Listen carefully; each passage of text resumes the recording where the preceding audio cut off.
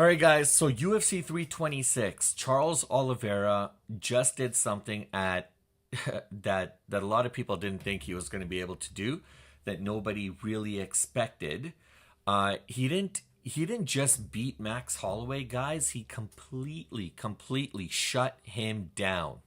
So Charles Oliveira, like I said, he came in as a huge underdog. It was absolutely crazy because a lot of people written this guy off as like, nah, he's not going to beat Max Holloway. He just doesn't have what it takes to win this fight.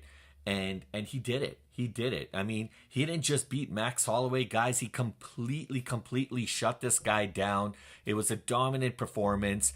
And honestly, guys, the my take from this is the bigger story here is, and for Oliveira to do what he did last night, he essentially kind of forced his way back into the limelight of the UFC lightweight title picture. And I think that's really important because considering this guy was kind of written off, he, in a sense that, well, he just wasn't any match for Max Holloway. He was going in as an underdog, guys. Honestly, he was going in as a huge underdog. Anyone who bet against him is obviously quite disappointed.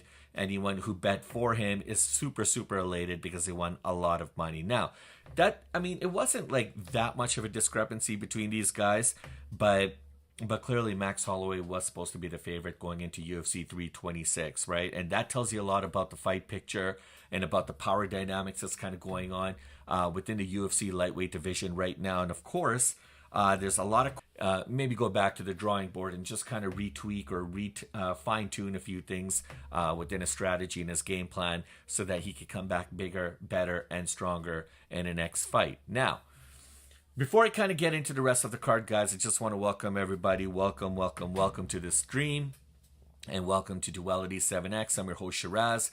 Here we try to cover, on Duality 7X, we try to cover all the latest trending stories when it comes to the world of MMA, UFC, WWE, and boxing, right? So it's super, I love doing what I do, and it's a lot of fun, guys. And honestly, tonight last night was an amazing, you know what? I didn't mind the card so much, guys. I didn't mind it, to be honest. I think it was good. There could have been a little bit more action, but there's a lot of people on the other side of the fence who were just very disappointed. They wanted to see more hype, more action, more striking, more blood. Of course, blood. But a lot of people actually pinned this fight as kind of boring, and that tells you a lot because now this is the era of Paramount Plus, and Paramount Plus partnered up with the Dana White, the UFC. They put in about $7.5 billion into this project, guys. So obviously they want to see returns on their investment. But it from what I'm hearing, the consensus was a UFC 326 was a little lackluster compared to what people wanted to see. That said, it is what it is, and we do have to talk about the results of the fight. But again, going back here, thank you guys for joining us. I'm Shiraz. I'm your host. And while you're here, please smash a like and subscribe and hit the notifications so you guys never miss a beat. And if you guys watched yesterday's fight, I would love to hear your guys' comments on what you guys think happened, because honestly, guys, it's pretty intense. It's pretty intense. I think there's a lot of people who are kind of on the fence right now in terms of what they truly feel and what they're thinking about what actually unfolded. But yeah, there's a lot to unwrap here, guys. And maybe the Charles Oliveira, Max Holloway, the main event. Okay, let's just call it as it is. Let's call a spade a spade. Maybe it didn't play out the way fans wanted to see it. Not even close, perhaps. But anyhow, I don't know if you got a chance to watch some of the other fights. The main card was pretty good, guys. We did see some knockouts. So if you guys wanted to see action and blood, and maybe not so much blood, but if you did want to see some action, there was some really good fights on the main card. We'll kind of recap just a few things here for you guys, right? But let's start with the main event, guys. And just again, Charles Oliveira, Max Holloway, this is 10 years. This is a decade in the making.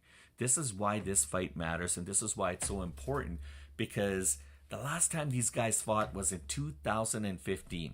2015, guys. Max Holloway Charles Oliveira. They fought for the first time, but the fight only lasted like a minute 30 seconds or a minute 40 seconds. It was like not a total of 99 seconds. The fight happened in like Saskatchewan, Canada, and it was just one of those fights where it was quick, it was fast. Oliveira suffered an injury within the first round. Holloway won by TKO, and it was crazy. It was crazy, right? And this is why I think a lot of people, when they're looking at this rematch, I think they felt it was going to be more of the same, and that Holloway was just going to come in and just dominate, just right from the start to finish. But it was kind of the opposite. It was the opposite, right? And this time, guys, like honestly, last time there was a lot of hype, there was a lot of momentum. Max Holloway was a king of the world after that win against Charles Oliveira, like almost 10 years ago. He was the man to beat. Okay, but yeah, this time around it was a lot different, and both of these fighters, guys, have done incredibly well over the decade, and they're both around, right? That tells you a lot as well too. I mean, in the UFC, sometimes people feel there's not enough mercy. You don't have if you have back-to-back crappy fights, guys, there's a possibility you might be on the outs, right? These guys were able to survive the test of time. These guys 10 years ago fought, and 10 years later they fought again, and for them to still be in the UFC and fight at that elite level, that tells you a lot about these guys' character, tells you a lot about where these guys are at, and their training and everything that they put into their game, their craft. These guys are probably the best of their best and the best in their class. But in this case, two guys entered the octagon. One guy left the cage, the new BMF champion. That was Charles Oliveira. And look, this is not to undermine Holloway in any sense. Holloway became one of the greatest featherweight fighters in UFC history. That you can't take anything away from him in that sense.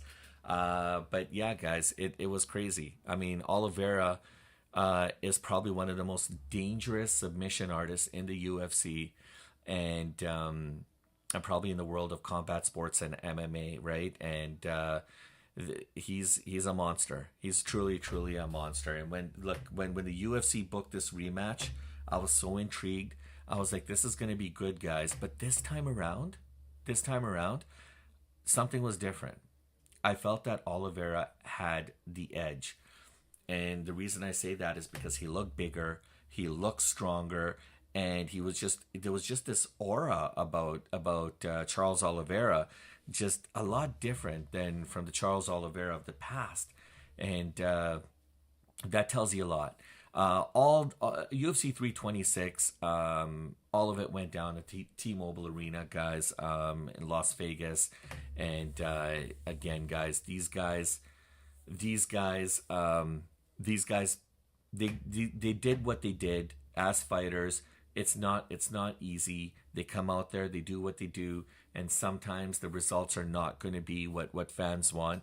A lot of people are disappointed in Max Holloway's performance. But you can't really be like that, guys, right? And the whole thing with the BMF title, guys, I mean, Holloway took that from Justin Gaethje back in 2024, and then he defended the BMF title against Dustin Poirier, and then after that, Ilya Topuria, and I mean, there was a moment there where some people were even thinking, I don't know what's going to happen with the BMF title, and if this is actually going to be something that people are going to want to fight and compete for. But here we are. Charles Oliveira is now the fourth title holder, I believe, of the BMF title, and well deserved. So it was great, guys. Both of these guys are future Hall of Famers. All right, hands down, two former champions, and yeah. And Charles Oliveira is the new BMF title holder, right? And guys, I'm kind of happy. Some people kind of refer to the BMF title as the Intercontinental Championship of the WWE. So it's not as good or not as important as a world championship title, right? But I disagree. Just look at the guys who held. Look at the guys who held the BMF title. These guys are legit contenders, legit fighters, legit title holders. These guys, again, are the best of the best. And with Charles Oliveira's performance yesterday, that tells you a lot, guys. He's going to defend it, and he's going to defend it against somebody obviously just as good coming up, and he's going to do what he's going to do. But don't ever underestimate the BMF title. Obviously, it's not like the world title within these guys' divisions, but again, last night's performance, although it might have been a little lackluster, although it didn't have the same kind of hype as perhaps maybe some of the other fights on the main card, but you got to give it to Charles Oliveira. A win's a win. He came in, he dominated from start to finish. He won by unanimous decision, and he got the W, he got the title. And at the end of the day, that's what a fighter wants. And if he walked out unscathed, not bloodied, and no broken bones or cuts to the face and to the body, why not? It's okay. You know what? And this is why we have these fights, because we can never dictate, we can never predetermine how these fights are going to happen. But at the end of the day, sure, there could be a little bit of judgment against Max Holloway. Sure, I think people have a right to say, well, he should have been a little bit more, he should try to defend a little bit better. He should have tried to launch a little bit more counters and a little bit more of an offensive game. But you know what, Max Holloway, guys, we're not the fighters. It's so easy for us to be armchair quarterbacks and sitting in our chair yelling at the TV. It's so easy for us to do that. What these guys have to go through, the training, the dieting, their regimens, and everything that they need to do to prepare for the fight. I mean, guys, we can't even fathom. We couldn't even live one day in these guys' shoes. So you got to hand it to these guys. I mean, Charles Oliveira, again, won by unanimous decision. It was 50-45 on the judges' cards, all three judges. And that's it. That's history. And this is where I believe, like my take, this is where the story starts to get a little bit interesting, right? Because just, again, from the opening round, it was just utter dominance, right? And Charles Oliveira knew that he was coming in as the underdog. In fact, there were people, as he was walking, people were saying, oh man, you're going to lose, you're the underdog. And people were actually saying this, like, as he's walking by. How do you think Charles felt at that time? Guys, there's a lot of things that sometimes the audio doesn't pick up, as the fighters are walking from the dressing room to the octagon to the cage and back. But a fighter, like these guys, their mental acuity, their mental fitness, their mindset is at a completely different level. These guys are, again, two of the best produced by the UFC, two elite fighters. They've heard it, seen it, been through it. People talk crap about them. People talk good stuff about them. The same people who talk shit about them are the same people who are like praising them after they win. They've seen it. They've been through it all. I mean, you could say whatever you want to Charles Oliveira's face and Max Holloway's faces prior to the event and say whatever you want to say after. It doesn't faze them. It doesn't even faze them. But anyways, guys, when Charles Oliveira walked into that cage, he knew it was game time. He knew he had to deliver a performance that was going to essentially propel his career to the next level. Neither of these guys are going to get fired coming into the cage, but both of these guys knew very well that there was a lot riding. There was a lot riding on what was going to happen in that cage that night. And I mean, Charles Oliveira pretty much took Holloway down almost at will. If you guys watch a fight, he was landing some good counters, some good strikes, and then every time he had Holloway, boom, he was kind of throwing him right down. I was expecting to see Holloway with a little bit more of that factor, but it wasn't there. Because Holloway, you have to understand, Holloway's probably one of the best strikers in UFC history. Probably one of the best boxers.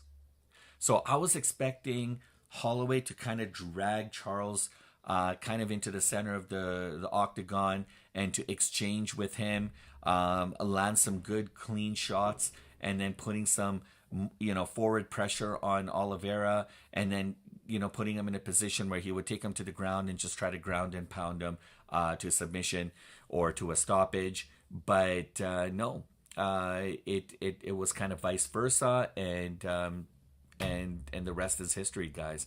Right, round after round, Oliveira controlled the fight, takedowns, back control, and relentless submission pressure. And by the time the fight reached the championship rounds, honestly, it was clear that Holloway needed a finish, but it never came.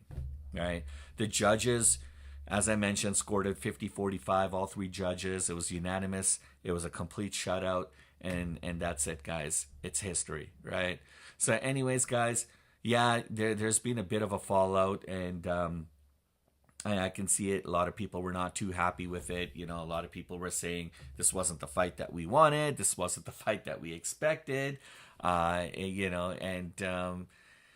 Yeah, I mean, it's a BMF title fight, guys, and I honestly, I kind of agree. There should, there was a lot of hype kind of going into the fight, and unfortunately, the hype kind of sizzled it kind of fizzled out, not sizzled, sorry, kind of fizzled out.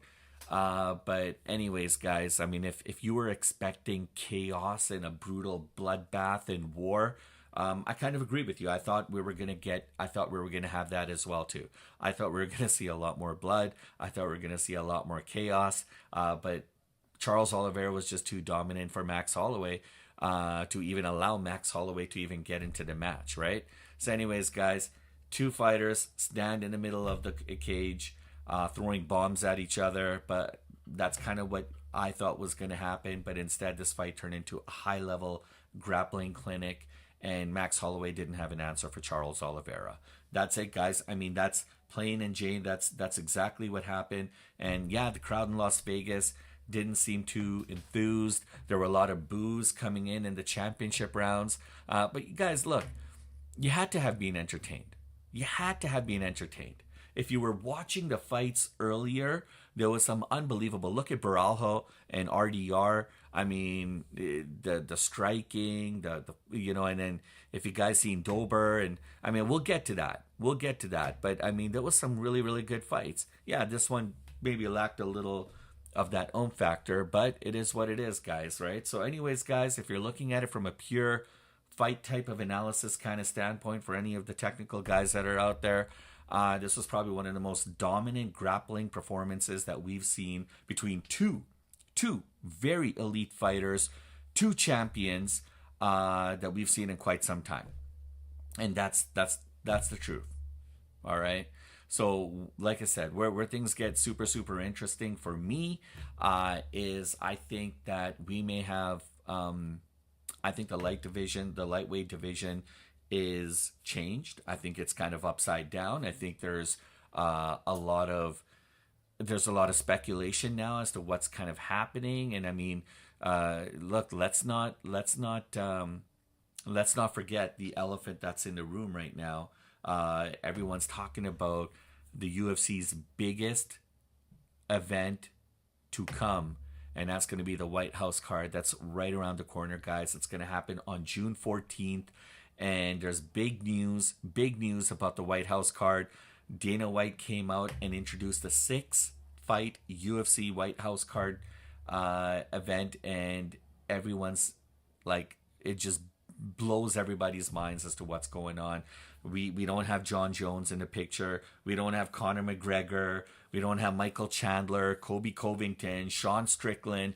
None of these guys are going to be at the UFC White House, which is crazy. I honestly, if I was a betting man, I would have bet all of those guys to be on the card, and I would have lost all my money, and none of those guys are going to be at the UFC White House. Absolutely crazy. I mean, I thought headlining, I thought the headline or the main event for the UFC White House card was going to be John Jones and Alex Pereira. I mean, just look at Pereira. Alex Pereira relinquished his light heavyweight championship title, okay? Dumped his gold, went from 185 pounds to 243 pounds. And he did that, and nobody just dumps their bag of gold on the ground and leave it behind for nothing. Obviously, for him to do that, he wanted to make sure that there was something sweet right around the corner for him to tap into. And guess what? There was, and there is. And but it's not going to be John Jones, guys. I'm still kind of beside myself, honestly, guys, because there was a lot of speculation. I honestly thought Conor McGregor was gonna be in this fight. No Conor McGregor. In fact, I'll just quickly run it down. The main event is going to be Ilia Topuria. He's going to be taking on Justin Gaethje. The background, the context of this one is that Justin Gaethje recently fought. So Ilia Topuria had to take some time away. He had to step away from the UFC, from combat sports. He was dealing with some personal things, kind of going through like a divorce, and it was kind of messy, and who knows? I don't even know if it's fully ratified or what's being kind of discussed from a court's perspective. But he did go through litigation and everything, and it was weighing on him, right? He was going through a lot of personal things. He just kind of wanted to step away, rightfully so. And so it kind of left the lightweight division in a little bit of peril. So what the UFC decided is they had Justin Gaethje taking on Justin Gaethje taking on Paddy Pimblett, Paddy the Baddy. And this was for the interim lightweight championship title. And to a lot of people's amazement, Justin Gaethje ended up beating Paddy the Baddy, and in a dominant performance. And Justin Gaethje is the older of the two. A lot of people were puzzled, like, what happened? I mean, sometimes fighters have off days, guys. It is what it is. They do. And this is not to undermine Paddy's accomplishments and his capabilities and what he can do in the octagon, because this guy's a beast. He is a beast. He's a force to be reckoned with, and he's going back to the drawing board. Rest assured, he's trying to fine-tune and tweak some things in his game. He will come back bigger, badder, and more prepared in the next go-around in his career. But since Justin Gaethje won the interim lightweight title, Justin Gaethje is like, you know what? I don't want to be an interim title. I don't want to. It's kind of like an acting title champion. He wants to be the lightweight champion, and so he has, so that honor is held by Ilia Topuria. He's the current champion.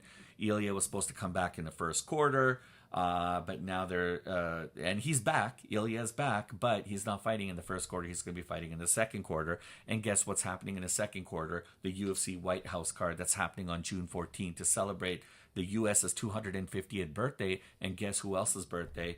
The President Donald J. Trump, who's turning 80 years old. So it's going to be a huge, huge event. Almost every other fighter wants to be on this card. And so we're going to see Justin Gaethje, Ilia Topuria, that are going to be headlining this fight. It's going to be absolutely crazy, guys.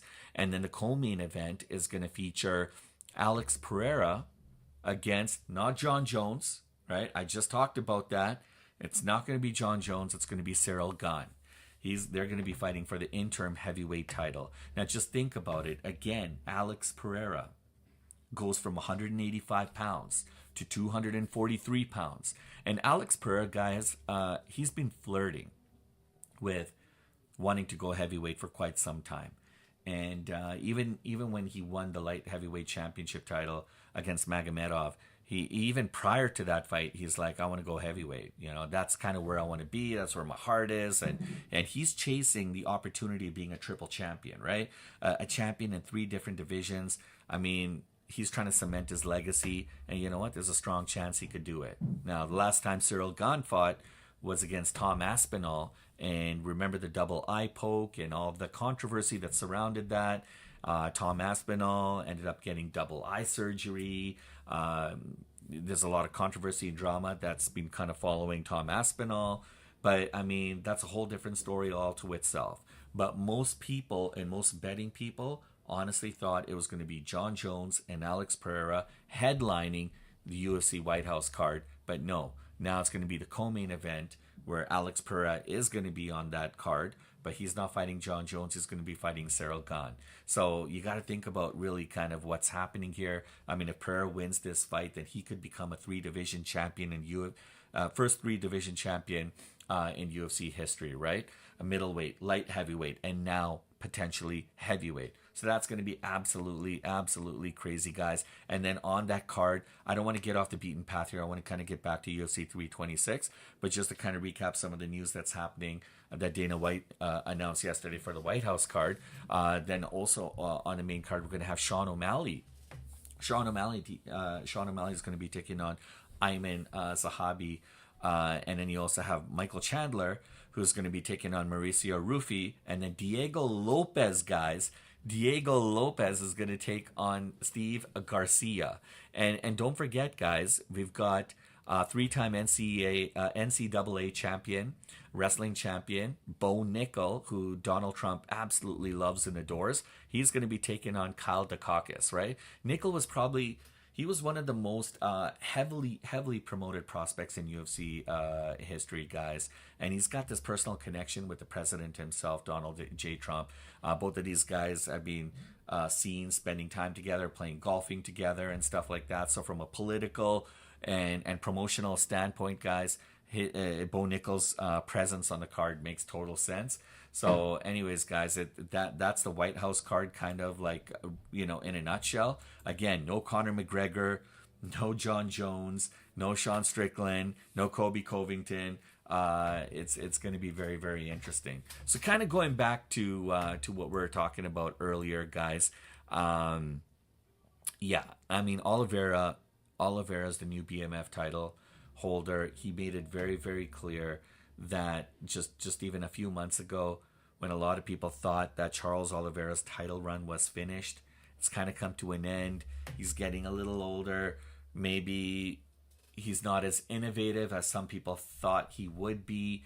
Remember, Charles Oliveira lost to Ilia Topuria early last year, and so a lot of people honestly thought that this was the end, or Charles Oliveira was coming to the end of his career, and it was the end of his championship window. But now Charles Oliveira flipped the script. And you know what, guys? I was talking to one of my boys. He has Main Event Bets, and I was talking to Main Event Bets, and he asked me who my picks were. And so I just told him, I just kind of I was driving, so I had to pull over to the side of the road, and I just quickly rattled off a few picks. I picked Charles Oliveira, okay? Charles Oliveira to beat Max Holloway. I chose Borralho to beat RDR, and I chose Font, okay, to beat Rosas Jr. Okay, don't hate on me for that one. But then I also chose Rodrigues to beat Barrera. And so 3 out of my 4 picks actually hit yesterday. The only reason, I mean, at 21 years old, this guy's probably one of the most promising UFC fighters, but there was something about Font. I thought he was going to flip the script. The guy is a pretty good striker.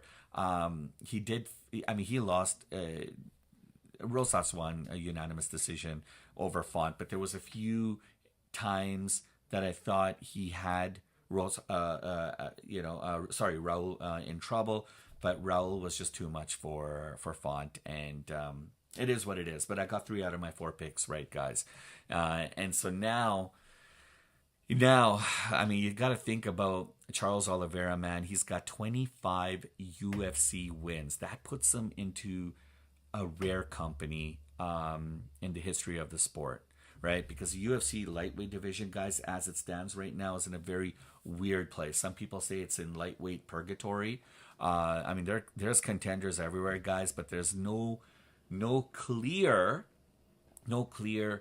one challenger that kind of stakes out and says this guy's got that own factor, right? But Oliveira now, as the BMF title holder, is reminding everybody that he's still one of the most dangerous fighters at 155 pounds. So you got to give him that. Now, we talked about the White House, right? I mean, it kind of makes sense. I mean, with everything that's going on, guys, from a business standpoint and everything, Oliveira, I'm wondering if Dana White is going to come out with some new updates when it comes to the White House card, because I'm still in shock, guys. I'm still surprised we're not seeing John Jones and Conor McGregor. I'm going to be coming out with the video on this, guys, tomorrow, and on YouTube. Check it out, guys. And I'd love to hear your thoughts and comments on some of the stuff that I'm going to be talking about, because a lot of people are very puzzled right now. But anyhow, guys, it's I mean, I don't know sometimes what Dana White and his executives are kind of thinking from, how they play matchmaking and stuff, but it's not an easy game. It's in some cases it's very brilliant strategy. They're using strategy. They're trying to be as meticulous as they can when they're trying to arrange and put together these fights, because they also want it to be very exciting, and they want it to be full of a lot of action. They don't want to just have B-class fighters fighting B-class fighters. They want A-class fighters fighting A-class fighters. That's what makes the UFC so explosive and so popular right now, because they don't sandbag good fights. Like sometimes in boxing, like prime example, we're talking about trying to see a Jerome Boots Ennis fight against Virgil Ortiz Jr. Like, I mean, guys, this is what people want to see, right? But Jerome Boots Ennis is represented by Matchroom Boxing Eddie Hearn, who now is the manager of Tom Aspinall. By the way, that's a whole different story. And then you got Virgil Ortiz Jr., who's represented by Golden Boy Oscar De La Hoya, and these guys just can't. The promoters just can't seem to find some kind of commonality when it comes to putting these, arranging these fighters to fight one another. So this is, I think, where the sanctioning bodies have to get a little bit more aggressive, perhaps. And so while they're stalling on this news, Dana White's got Zuffa Boxing, and Zuffa as a whole. What he's trying to do with Zuffa Boxing, he's trying to do like he's doing in the UFC. It's going to be its own ecosystem. And this is what he wants to do. This is some of his game plans, but he wants to have it self-contained like the UFC.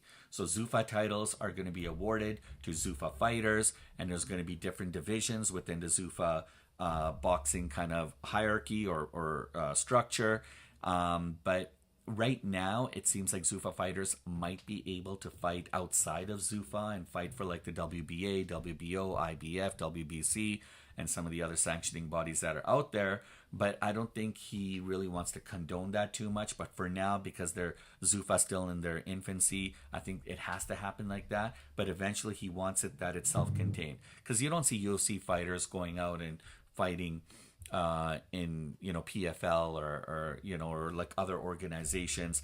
He wants UFC fighters to stay within the UFC ecosystem, and I think eventually Zuffa fighters are going to be staying within the Zuffa ecosystem as well too, right? So there's a lot to unpack there, but that's conversation for another time. But anyways, guys, let's talk about Caio Borralho. He had a beautiful win over RDR, Reinier de Ridder. That was a co-main event, guys. I mean, and he bounced back after his loss against Nasruddin Imamov. If you guys remember, Borralho actually called out the former middleweight champion, Dricus du Plessis, which I found to be super interesting, man. I mean, he just beat RDR, and now he's calling out DDP, right? And that's a fight at 185 pounds, guys. He's going into big boy territory. He's going against, the likes of potentially Khamzat Chimaev and others in that division. The whole middleweight division is a monster in itself, guys, right? But anyways, guys, Caio, the way he beat RDR in unanimous, but he got the unanimous decision, guys. Unanimous decision over RDR.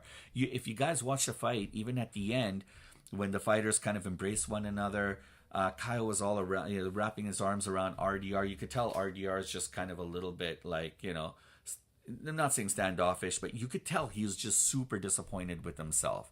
And he just wanted to get out of that octagon as quick as he can, get back to the dressing room, shower up, get his gear together, and get the heck out of Dodge, right? And he just wasn't happy with himself. RDR is an elite fighter. But to lose via unanimous decision, that's tough, right? That's really tough because I mean the optics of it right now is it doesn't put RDR in anywhere near a title contention fight anytime soon. He's gonna have to earn it. He's gonna have to work his way back up. But I mean the striking ability of Borralho was second to none.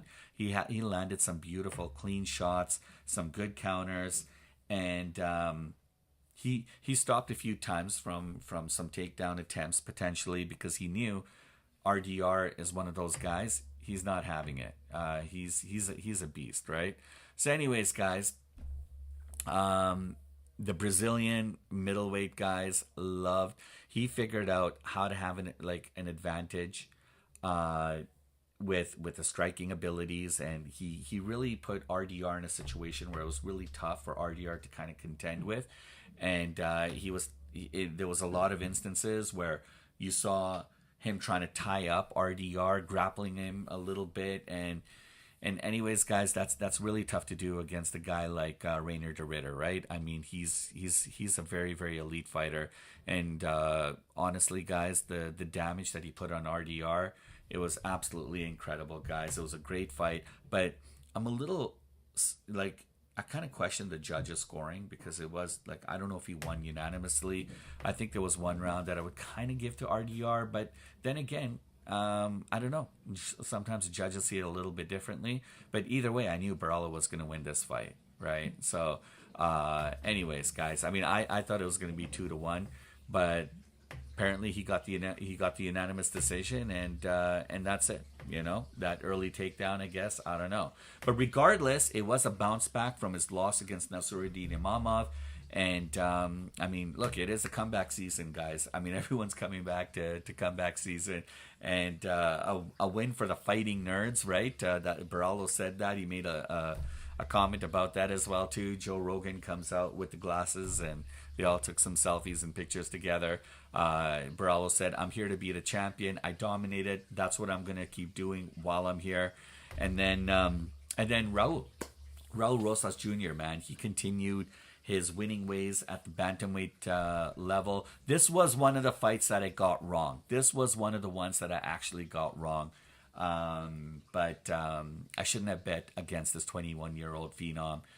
His grappling, his grappling is next level, guys. And he passed the octagonal test. I mean, honestly, this guy at bantamweight, you got to be so careful against a guy like this, right? I mean, he took the amount of takedowns this guy does is absolutely incredible. Okay, I'd like to see a little bit more. I want to see Rosas Jr. practice a little bit with the striking. If he can get that down pretty good, then he's going to be an all-around unbelievable pro fighter. He's one of those guys who are going to be very, very tough to contend with. Once he gets his striking to where he needs it to be, he's going to be probably one of the most dangerous fighters in the UFC. But anyways, guys, I mean, yeah, he Font, I don't know why I chose him. I thought there was some shades of his striking and stuff like that I thought he would kind of pull out of his tool belt, but he tried, I think, a couple times, and then he stopped. There was a couple moments where Font kind of, landed a clean strike or shot, and then he just kind of pulled back a little bit, almost like as if he was puzzled as to questioning himself or second guessing himself as to what should I do next. So clearly he didn't have a proper game plan going in. But anyways, guys, for Rosas Jr., this was his 6th win in 7 UFC bouts, 5th in a row since his upset loss to Christian Rodrigues, which was 3 years ago or something along those lines. But with this young man's talent, his style, his pace, his aggression, this is going to be super tough for a lot of guys to contend with, right? And even Daniel Cormier said that this is the kind of fighting style that Rosas Jr. presents that's going to be very difficult for people to deal with, right? And so, I mean, that's very good at not taking any kind of damage, and we're going to see some big things out of this guy. And then Drew Dober, if you guys were disappointed with UFC 326. Don't worry, guys. I mean, and if you guys haven't watched it, and if you guys are gonna watch it, you are gonna be pleasantly entertained. Okay, this match between Dober and Michael Johnson, guys. I mean, if you guys remember anything, okay, look, Drew Dober delivered probably one of the most brutal knockouts of the night. He stopped Michael Johnson with a perfectly timed punch in round number 2. Okay, and this was a lightweight bout, guys. That KO punch, guys, happened at 1 minute 53 seconds in round number 2, and Drew Dober is like 37 years old, so he's kind of getting up there a little bit in age, but I mean, he was being outdone by his fellow veteran Michael Johnson. Like in the first round, I thought, okay, Johnson's gonna wipe the floor with this guy, because Johnson was just putting on a clinic. These guys were exchanging, and I was like, wow.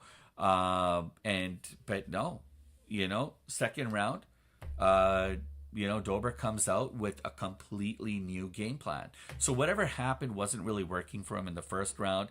Went back, spoke with his corner, came back, regrouped, re-strategized, and Dober was a different man. And one punch later, his willingness to face fear actually paid off. And I mean, look, Dober even said about Michael Johnson, he said, I've been such a big fan of him. I was scared shitless coming into this fight. And it didn't seem so when Dober was like, look, there was moments there in the first round. Honestly, I thought Dober's in serious trouble here, right? And as soon as Dober came out in the second round, guys, he punished Michael Johnson, and that beautiful KO punch, guys. That's a highlight reel, and it's gonna keep looping and looping and looping. And if it is already, guys, on social media, I'm not even surprised, honestly, guys. I mean, I have that, like Dober even said, I have that punching power as a gift, right? But now I got to be intelligent, and I got to be accurate, and I got to find that in here. So Dober is acknowledging the fact that he knows he has some special gifts. He's got some unbelievable tools that he has as part of his tool set. He's got to know when to use them, how to use them a little bit better. He's got to fine tune some of these things. And you got to understand, man, at 37 years old, it's not that easy. It's not that easy. It's only going to get more difficult and more challenging for Dober. But with the way he beat Michael Johnson, that was just beautiful, guys. And then you had a middleweight fight. You had Gregory Rodrigues defeating Brunno Ferreira. This is a battle of the Brazilians, and Rodrigues won via KO punch. Round number 1, 1 minute and 47 seconds into round number 1. This was a massive middleweight fight, guys. These guys fought before, all right? Essentially, Rodrigues was dumped, okay, in round number 1 by Ferreira when these guys met like a few years back, all right? So it was the opposite, okay? Ferreira had his way with Rodrigues, and boom, that was game, set, match, right? And so this time, they ran it back. This was their second fight, and Rodrigues had a score to settle. And he knew he had very, very little time to be able to get this done. And so anyways, guys, within 2 minutes to spare, round number 1, he comes out and he just lands this devastating shot that left Ferreira defenseless. Okay, it was a right hand, and it just basically ended Ferreira. It was done 1 minute 47 seconds into round number 1. And guys, like, it was crazy, right? Ferreira ended up winning at UFC 283 3 years ago. This time Rodrigues was able to settle the score and win in round number 1. And guys, I mean, I think Ferreira's issue was that he was kind of switching stances, right? He was going from like, he was moving forward, just switching stances from like orthodox to like southpaw and back and forth. He was trying to create openings, but instead he was exposing himself a lot. And Rodrigues saw what was coming, what was happening, and he was able to exploit Ferreira's mistakes, right? Rodrigues even said that his coach was telling him, look, take your time, don't rush, just kind of, feel him out a little bit, see what's going on, work on the defense, and then when you get an opportunity, go for it. And that's exactly what he did. He listened to his coach's advice to a T, and then he just threw that right hand. Guys, it's all about that right hand. And that was it, man. He sealed the deal to his victory. So anyways, guys, like my take on UFC 326 is not a bad one. I wasn't disappointed. Yeah, the main event could have lived up a little bit more to its hype. But it was still a victory, and I'm happy for Oliveira. I like Max Holloway. I think he's a stand-up guy. I think he's probably one of the best pound for pound fighters in the UFC. And for Oliveira, I mean, he just looked like a beast. He just looked so laser beam focused, right? So super proud of Oliveira, and I think he's got some big shoes to fill now as a new BMF title champion. So it's going to be really interesting to see who he defends that title against and what he brings next time around to the octagon. But anyways, guys, when you zoom out, the real story of UFC 326 is all about Charles Oliveira, right? And he just proved to the world that he's not done yet. He's not even close. And I mean, in a division that's so competitive, especially with lightweight, I mean, that changes everything, right? Because if Oliveira gets one more big win, he's back into UFC title fight contention. He's going to be talked about. Already he's being discussed. People are talking about him. People are like, hey, he's back. I mean, everyone written him off. With his early loss to Ilia Topuria just like a year ago, he came back. He bounced back. And that's what true champions do, guys. They know when the going gets tough, they know what they need to do. Things they need to change in their training, their dieting, their regimen, right? All these little things, they add up, and that's exactly what he did. He came out there laser beam focused. He came with the game plan, came with the strategy, and he took ownership of it. And guys, that's a big problem for anyone at 155 pounds looking and eyeing into the division and seeing Charles Oliveira, because that's some scary stuff. And don't forget, don't count Max Holloway out. This guy is a walking, living UFC legend. Both of these guys are future Hall of Famers, 100%. But Max Holloway just had an off night. He's going to have to go back. He's going to have to re-strategize, go back to the drawing board, try to figure out where his faults were, and he's going to have to tweak those. And I guarantee you guys, Holloway's going to come back much stronger. So anyways, guys, I want to hear your thoughts and comments. Put your thoughts and comments below. Don't forget to smash a like and subscribe. Thank you guys for joining us here on Kick. And we're just, kind of playing around with this right now. I want to kind of come up with the schedule here on Kick and try to figure things out. I still got a long ways to go in terms of how to navigate and maneuver. I'll try to figure out how to actually do all this stuff here. But anyways, guys, you can catch us also on YouTube. I've got over 200 plus videos on there. Lots of exciting stuff. Lots of drama unfolding in the world of UFC. Don't forget, I also cover boxing as well too. I cover all forms of combat sports. Lots of things happening on both fronts. It's super exciting. Great time to be alive. Thank you guys. The pleasure was all mine. And my question to you before I leave is, did Charles Oliveira do enough for you to earn another title shot in the lightweight division at 155 pounds? Or do you still want to see him come out and work a little bit harder and have another fight before you're able to make that consensus or not, right? Anyways, guys, let me know what you think, and please make sure, again, smash the like and subscribe. I'll catch you guys in the next video.